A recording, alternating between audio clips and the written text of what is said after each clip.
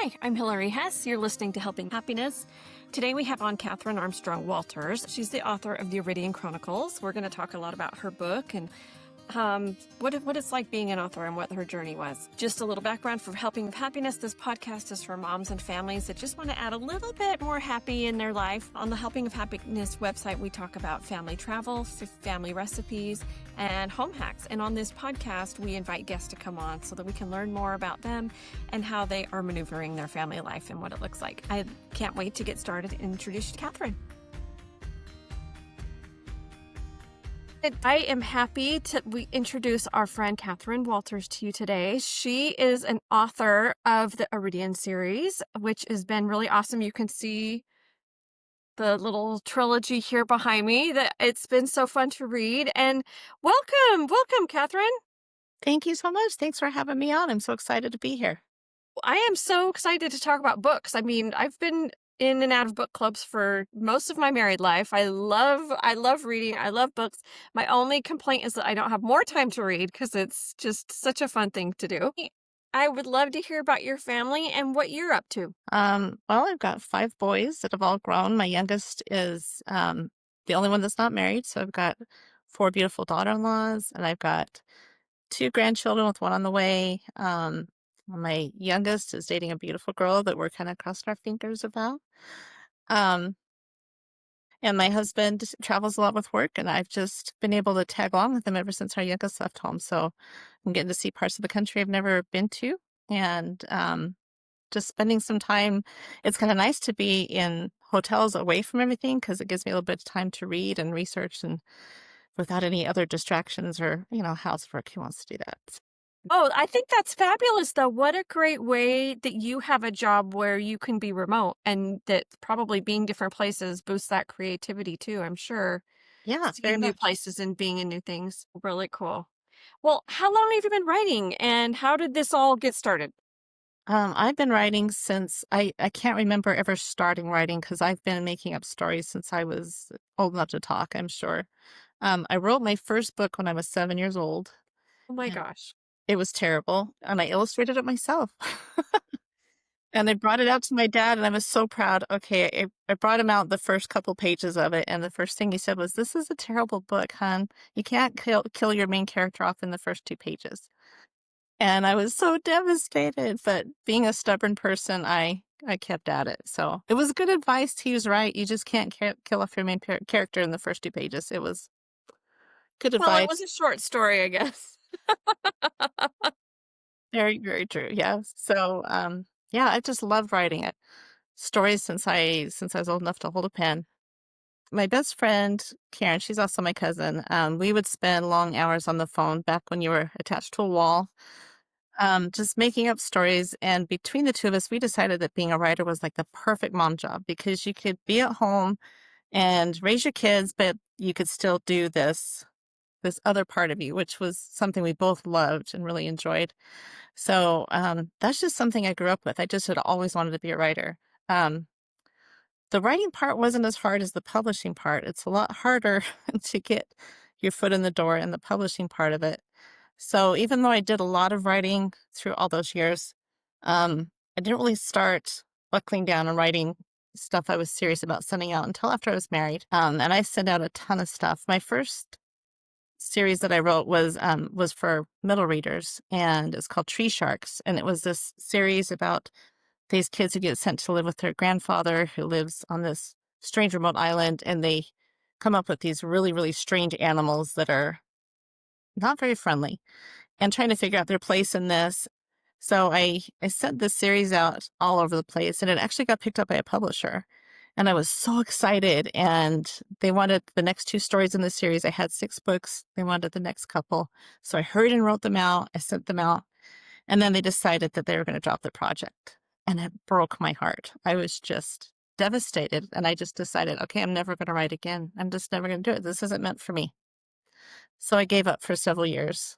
Um, and then my friend Karen, she called me up and she says, "You know what? I really think you should start writing again. Just pick up something and start writing." And I had told her about a dream I'd had about this underwater civilization and this girl who was part of it but didn't know it. And it was just kind of a fun little dream. And she's like, why don't you write a book about that?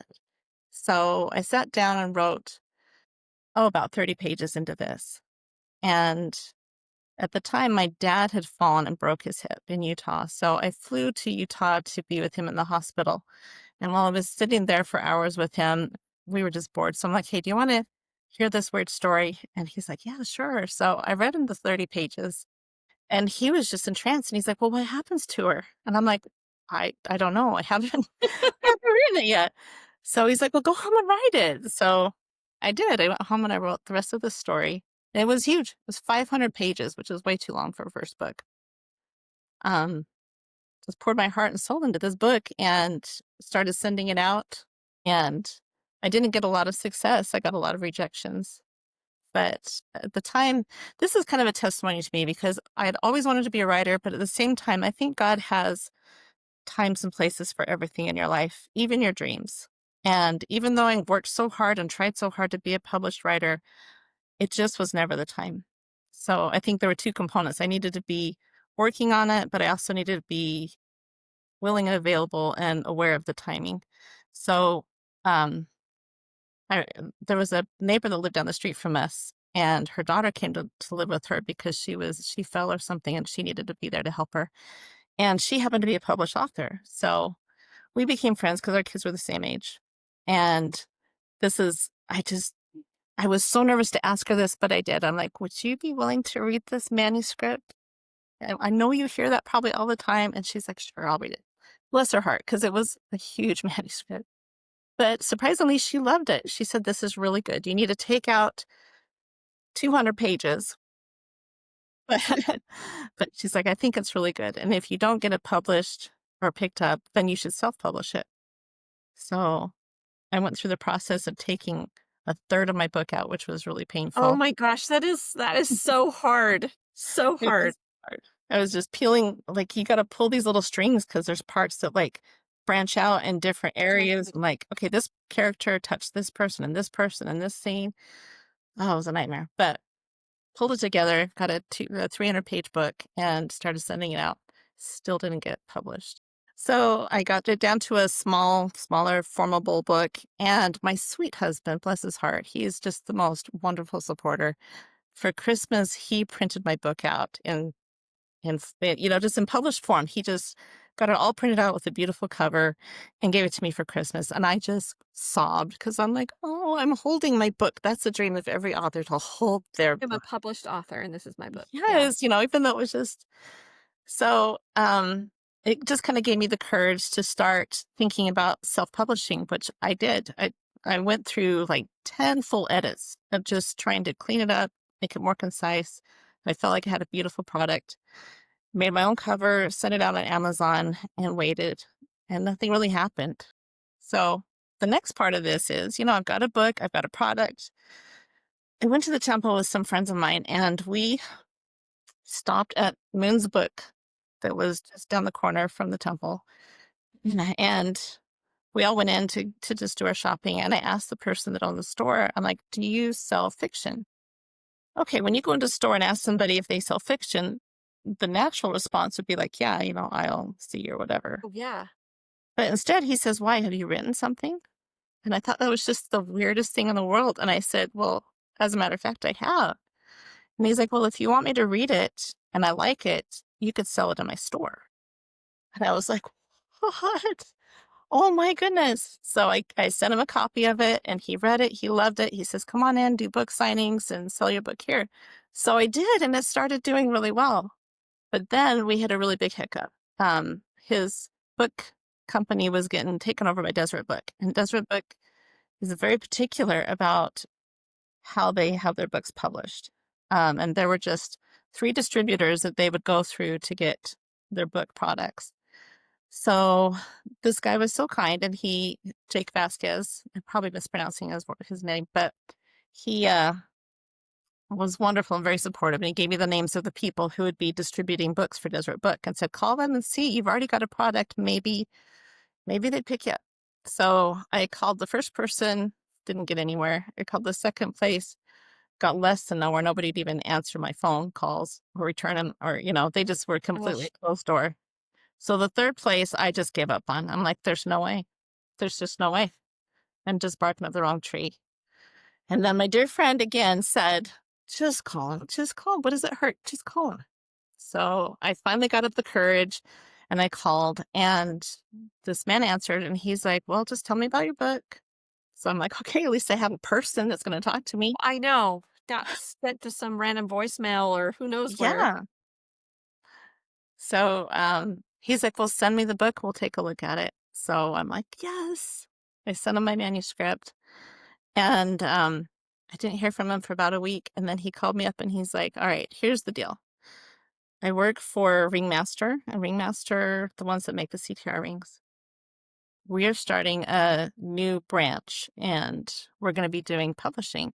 And I needed 3 books to be my flagship books. Would you be interested in being one of those 3 books?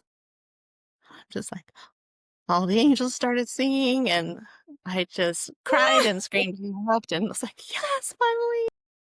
So he picked up my book and published it. I had to go through 3 more full complete edits from cover to cover. I thought I'd cleaned that book up so much, but still they found things to polish. They got a new cover for it, and off it went. Started doing cool things like Comic-Con and got to do some fun book signings. And then he's like, okay, well, this is doing well. Where's the next book? And then I had to I had kind of ended Aqua where it could be an ending, Right. but of course I wanted it to be more. There was a lot more to tell. So I'm like, okay, we'll figure it out. And I've always told people it's weird writing a trilogy, especially with the second book, because your first book is like written in cement. It's done. It's a thing. And then you don't necessarily know where you're going. So it's like building a bridge backwards. You're like, okay, I know where we're starting. Totally. I don't know where we're ending. So it was really hard because I felt like, and after editing and editing and editing my first book, it was clean. It was good as an easy read. And I was writing garbage. And I thought, oh my gosh, this is I terrible. It's lost it. just a one-shot wonder. I'm never going to be able to do this. I'm a terrible writer.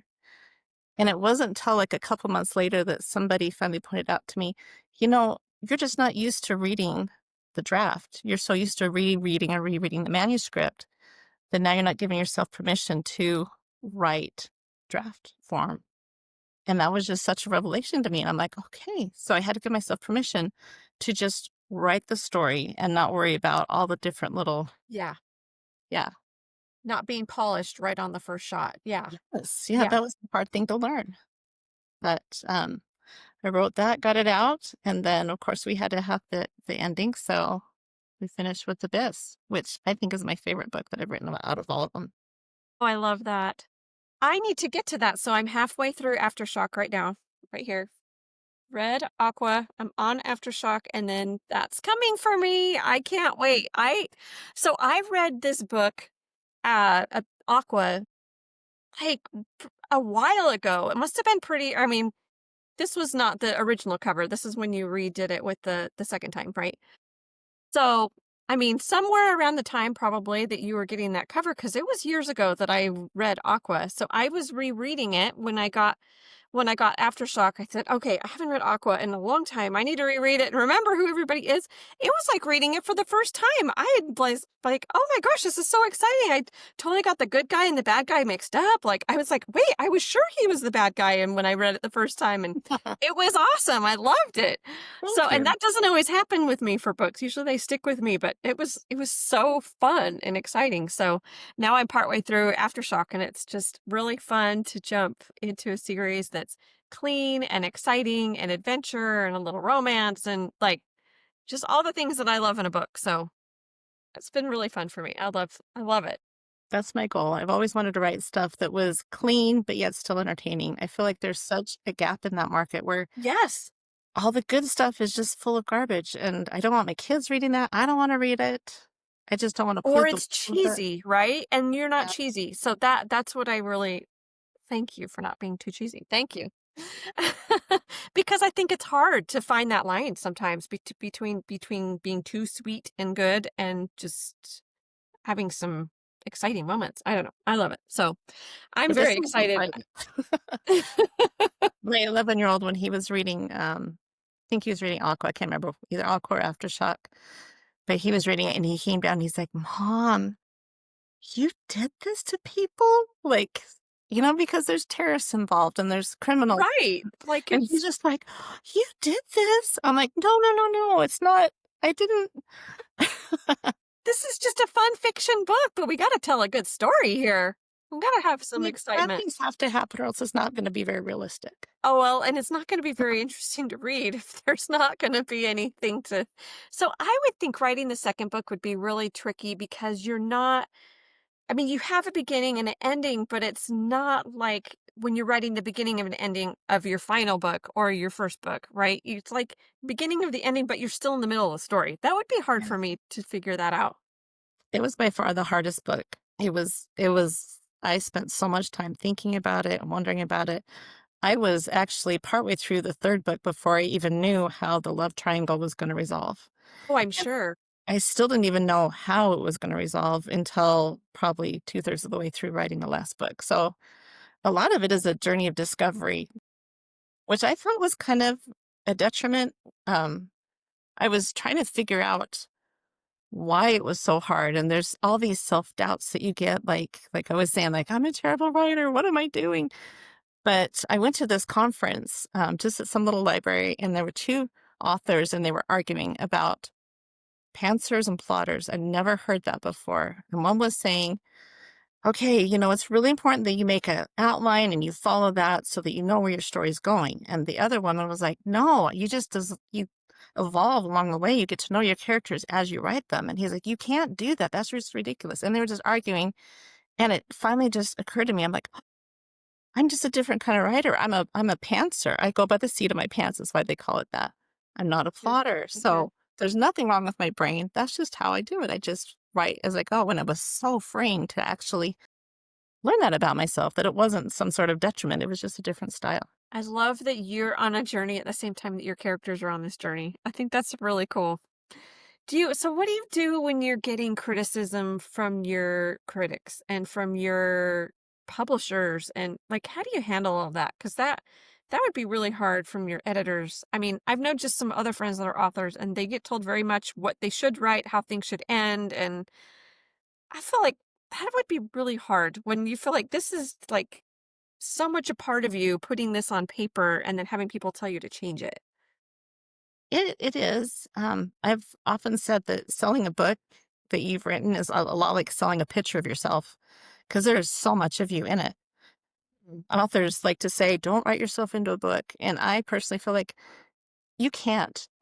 You can't not write yourself into a book because it's a compilation of all of your dreams, your ideas, the things that have affected you, things that you don't even know are affecting you get put into a book. I mean, you could definitely do like a psychological survey of somebody just by reading one of their books because it is part of you. Anyway, it's hard when people are saying, "Oh, I don't like that," or not. Honestly, I haven't had a ton of bad critiques about Aqua, which was really awesome. I've just had a lot of good reviews from it, so I haven't ever really had that mean, "Ew, you're writing garbage" type of thing. But when my publishers and editors are reading stuff, that's different. I have this rule with me and my writing friend when we're writing a first draft of something. We'll send things, chapters back and forth to each other. But the rule is you can't say anything bad about a first draft. Nothing. I mean, Mm. everything is like, oh, this is wonderful. This is amazing. Oh my gosh. Because it's such a fragile thing when you're building that first story. And if you dump cold water on it, it will die. Much like my first book and my dad saying, oh, you can't do it will just kill it. It will just kill it. And so, we never say anything bad until you get to the end. And after that, man, take off the gloves because I want to know what's wrong with my book. And the more things are pointed out, the more tools I have to kind of fix it and clean it. And a lot of authors think of editing as a hardship or oh my gosh. And yeah, it is very ponderous, but I think it's your best friend because that's what helps clean it up.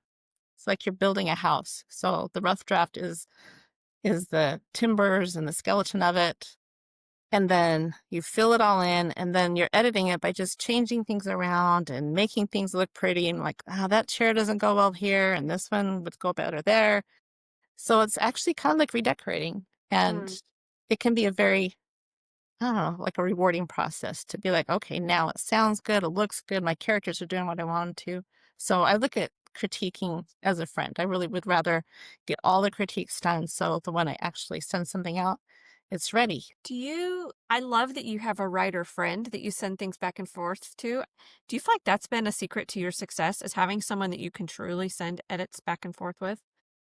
It helps a lot to have that support system. For my second book, she had a lot going on in her life, and I wasn't able to do that with her, but I had a walking buddy, and I'd be like, "All right, I know this is weird, but can I just tell you the story as I write it?" If you ever want to be my walking buddy and tell me your stories, I will do it any day. That sounds so Come on cool. over. I'm working on one right now, so Let's do it. so it helps a lot to have somebody to bounce ideas off of, because especially, like, when you're writing things, is all this stuff is in your head, and sometimes it makes sense in your head because you can see all these lines that are drawn, but when you get them on paper, you're saying 'em out loud, people will be like, what? Where? How? Why?" And it just makes it so much easier to be able to break things down and write them out how they need to be written, so it's a cohesive story. I love that because you have context in your head and you forget that you haven't put all of that on the paper for yeah, Exactly. I Yeah. love that. Let's see. Okay, so have you ever seen yourself in any of your characters or any of your loved ones?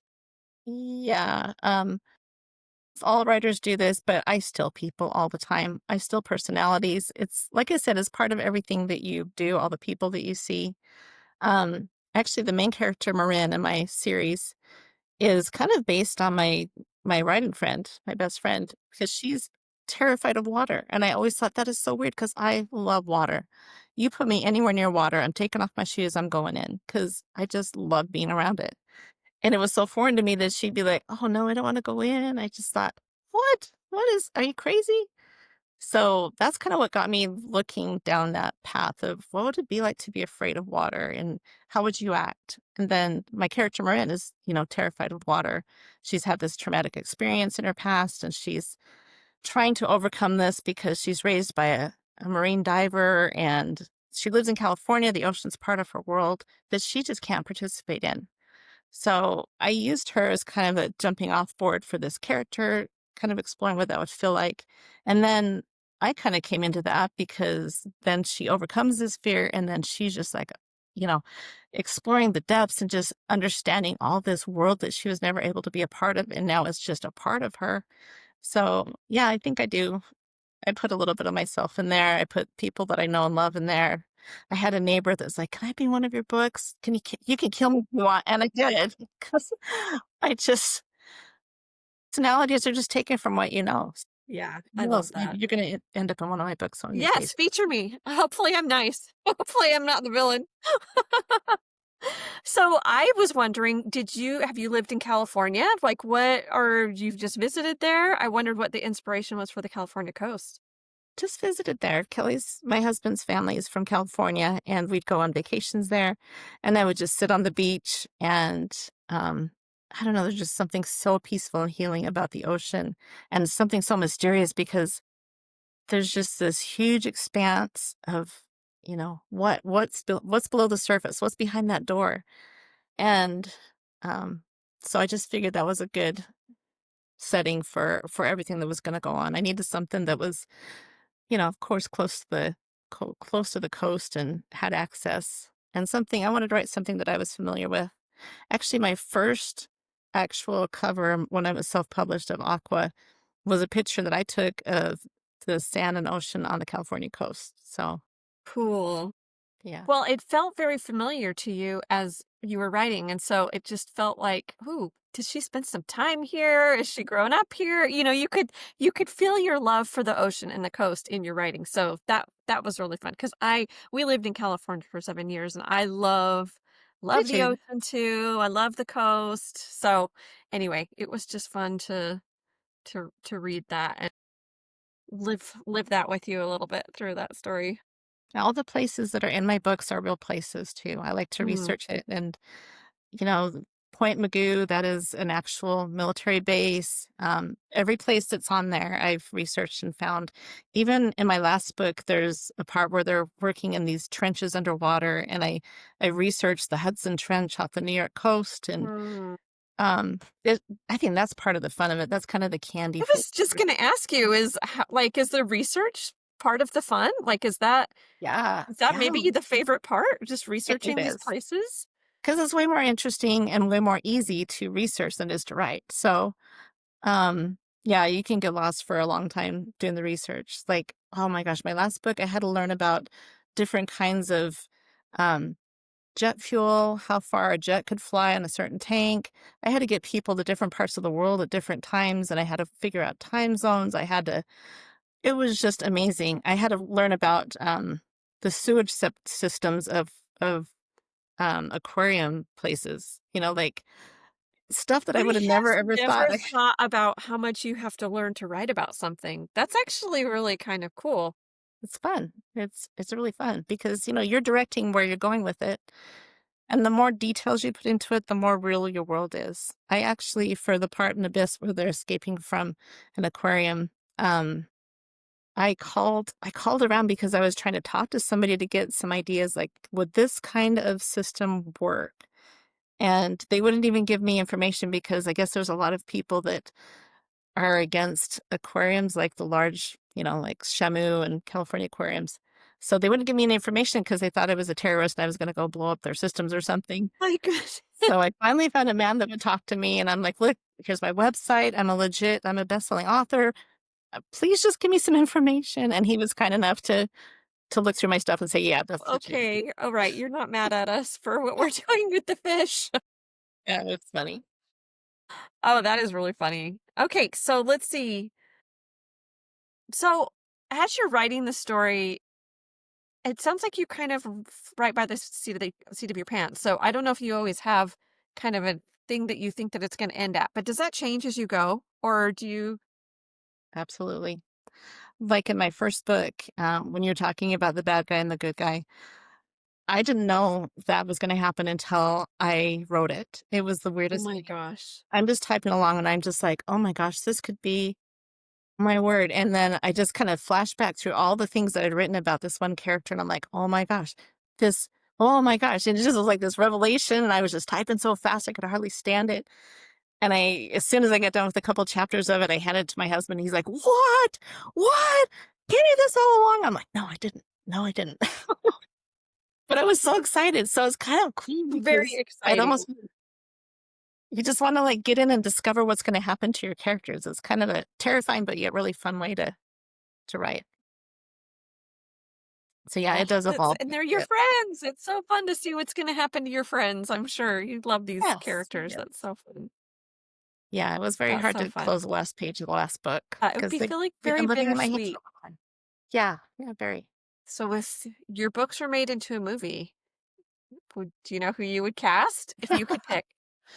Ironically, I had to answer this question for my illustrator because they were Oh, trying to get a piece really? of that Oh, story. that makes sense because then they have a picture of what the people should look like when they're on the cover. Yeah, yeah. Oh, I had chose Delane Willie. She's the actress that was in Divergent. Yeah, yeah, yeah. So that was who I chose to be my Marin character. Okay. Josh Hutcherson, I kind of picked for Aftershock. I mean, for Jason, he was gonna. Okay. There were just a couple beach pictures of him. I was all searching the internet for. I wanted him to be blonde, kind of beach-looking guys, and there was this one picture that looked just like I imagined him. So I'm like, all right, he'll work for that.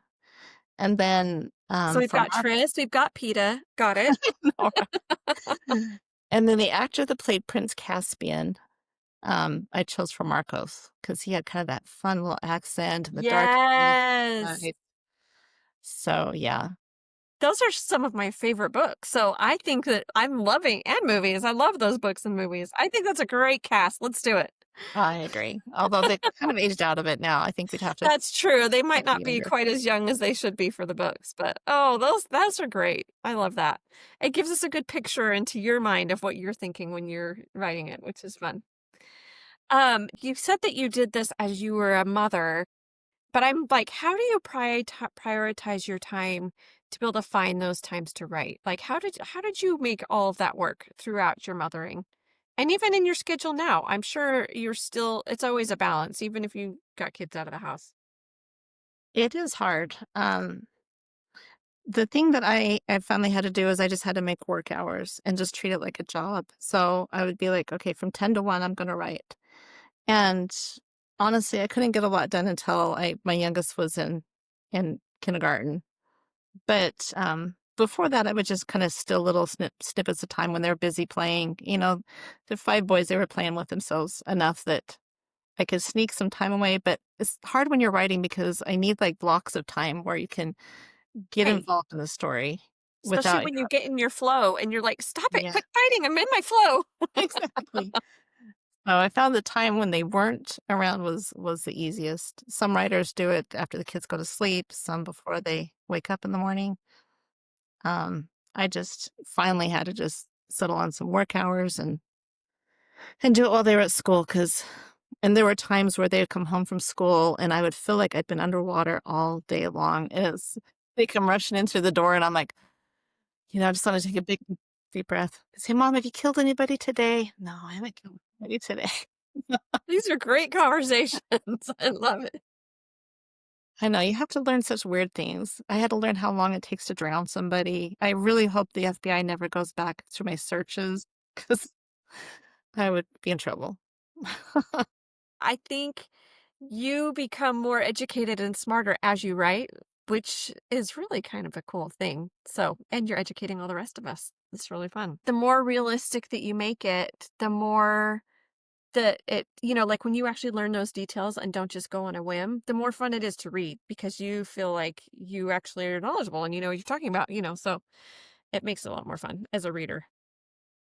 I actually I do a presentation for elementary, middle school, high school kids called the Superpowers of Writing, and that's part of one of the superpowers is being able to create your own worlds.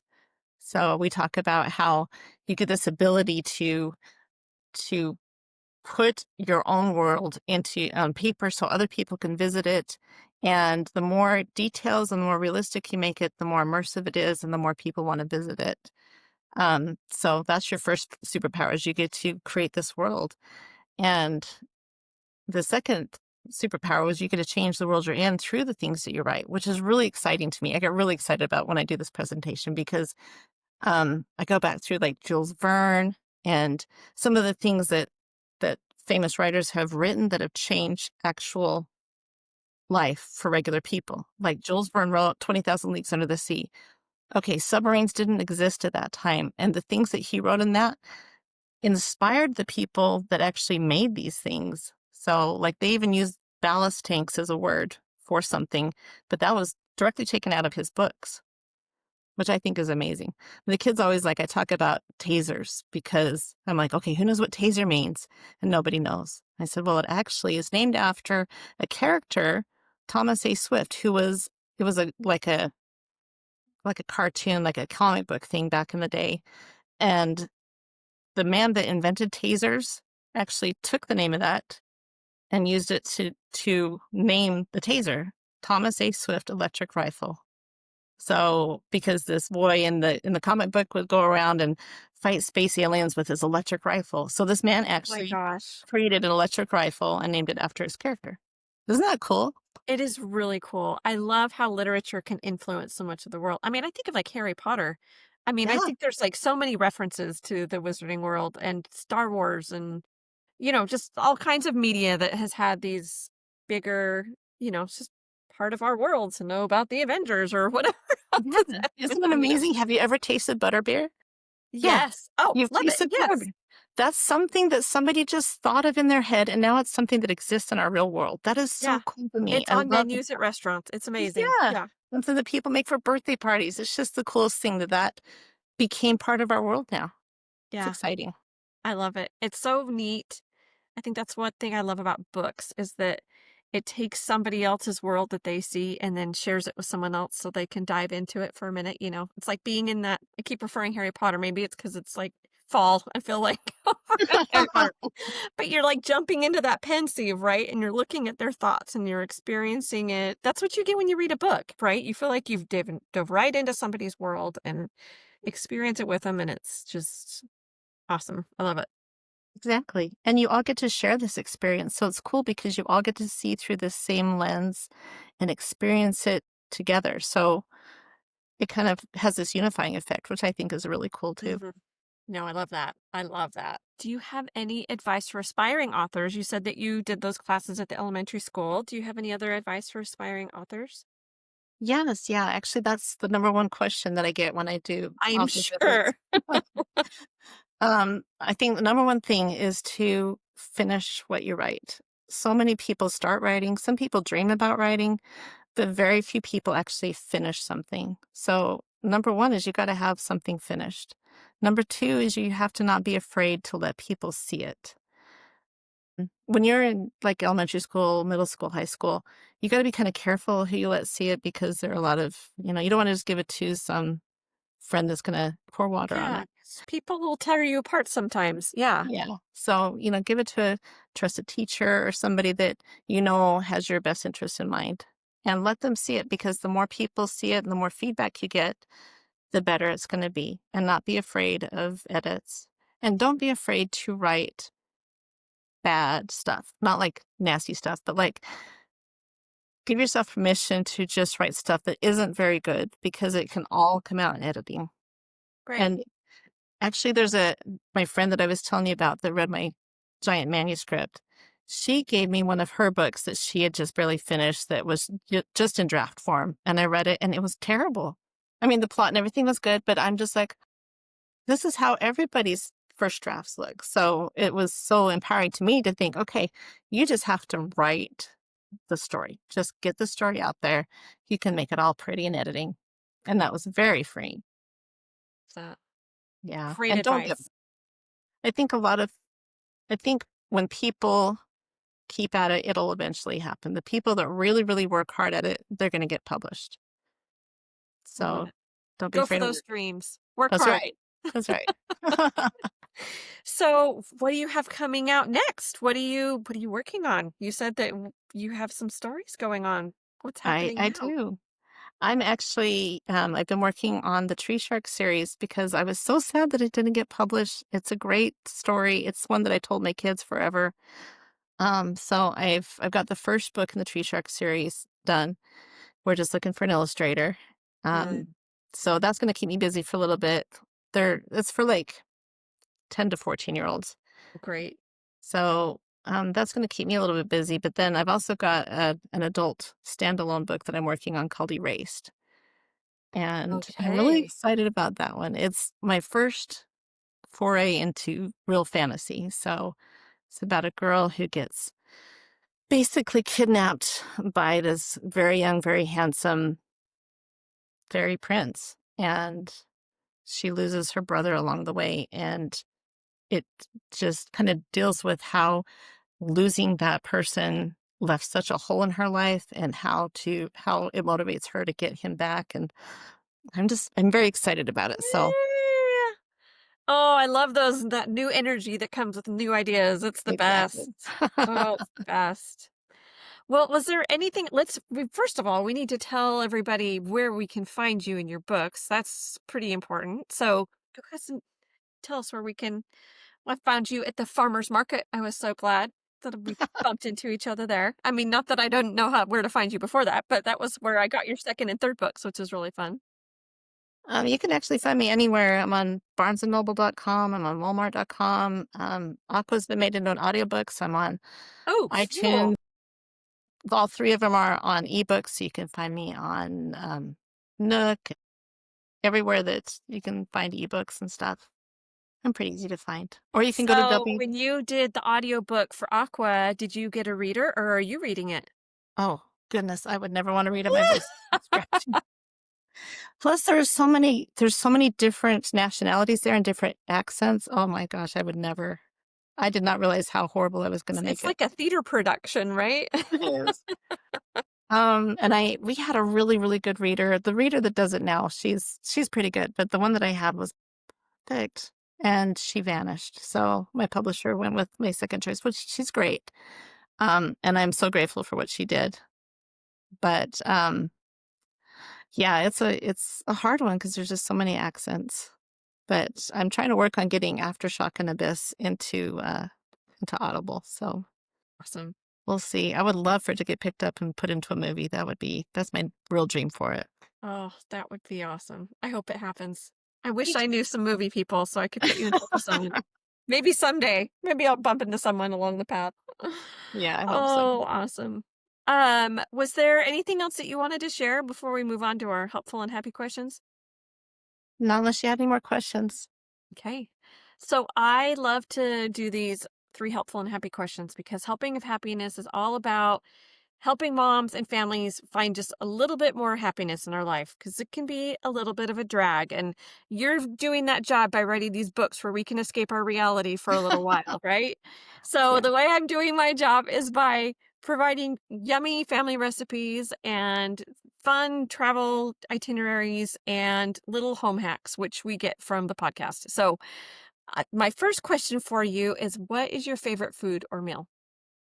Okay, my favorite food in the world is I love Spaghetti Factory's spinach tortellini with butter and Mazzitra cheese. Oh, I could eat that forever. It's like my favorite meal ever. Um, so Oh, yeah, Spaghetti Factory. Is that the one that's in Salt Lake? yes, yeah, and I can only get it when I go to Salt Lake. But yeah, Oh, that's it. I love the Spumoni That's ice good. cream. That was always my Oh, favorite at the end. lettuce is like perfect in their bread. They used to have free milk. But not anymore. Oh, I haven't been there in years. We used to love going there as kids because my grandmother lived in Salt Lake, so we would go there and we'd always go to the Spaghetti Factory, and that was like a fun, every so often date my husband and I could go on when we were in college, "Oh, what if we went to Salt Lake and went to the Spaghetti Factory?" It's so indulgent, you know? It is. It Like, feels no money. such a fun place. Yeah, we love So it. fun. So did you grow up in Salt Lake, or where did you grow up? I should have asked you that at the beginning. Yeah, I grew up in actually South Salt Lake, which is its own city. Um, kind of not the best part of the city, but Love yes, it. yeah. Love it. I was born there, but I only lived there for like a month and then I moved to Reno. So I was there for my whole growing up years. So, okay, next question. What's the best trip you've ever been on or your dream vacation? Okay, is it and or both? Either one, both or and or, however you want to answer it. My dream vacation was we were going to go to Scotland and England and Paris for my son's graduation. We had it all planned out. It was going to be awesome, and then COVID came and ruined it. COVID kills the dreams. Right, but then my son got to go because he got called on his mission to Scotland. No And he's way. like, "Yeah." So I've never been able to go, so I'm a little gypped, but at least he got to go. It was for his senior That trip is after really all. cool. Well, that's on my list too. Let's go. Let's go do it. I bet you need to do some research there for your Oh, books. for sure. Yes, Yes. I've actually got another book in the Yes. wings that just needs a little bit of Yes, and then I need mhm, to go there and to write some travel itineraries, so we're right? working. It's a Let's work do trip. it. Let's do it. Totally tax deductible. Let's do Totally. it. Oh, I love it. Our last question is, do you have a home hack for us? That's a hard thing. I actually read a lot of home hacks because I feel like it's such a hard job to be a mom. It And so is. I'm yes, and anything that I can see that saves time or energy or is like one of these okay, but here's one that probably everybody knows, but it was a big revelation to me. Hydrogen peroxide will get blood out of anything. I wish I'd have known that when my kids were little, but it gets blood out like that. Okay, I'm horrible at laundry, so this is a really good tip for me. I was a home ec major in college, but I was morning sick through the whole laundry section and missed class. So I always say that's why I'm bad at laundry, is because I missed it when I was in college and barfing my brains out. So this is a really good tip for me. The hydrogen peroxide takes blood out. I love Yeah, that. like no stress at all. It comes right So out. you Like it just dissolves pour in it front of on your there or do you dilute yeah. it or what do you do? No, just straight on it. It takes it right out. Ah, And then if you now take a mixture of Blue Dawn and white vinegar and mix it up, that gets most everything else out. Grass stains. It's awesome. to tell these things to my missionaries because I feel like that is such a hard thing for them is trying to figure out how to get stains out of all their white shirts when they're out there. Yeah, right? And they, like, nick themselves when they're shaving or something, and they get blood on their collar. So easy to get it out. Oh, these are great. Okay, I can't wait to try these. This is great. You saved my day. Everybody's Perfect. gonna have cleaner clothes at the Hess house now. Now I just need to teach my kids how to do it so they can do it for all of us, and we'll be all set. That's right. Train them young so they can do it for you. Yes, that is my mantra. Train them as young as you can so they can do it. Oh, this was awesome. Thank you so much, Catherine, for taking time to be on here and talk about your imagination and how you get all of these into books and inspire us to be authors too. I really appreciate your time. Thank you so much for taking time with me. I appreciate it. This has been a lot of fun. Awesome. And I'll put links to all of your books in the show notes and to all the where they can find you so that it's going to be easy peasy for everyone to find you. Fabulous. Thank you so much. I appreciate it.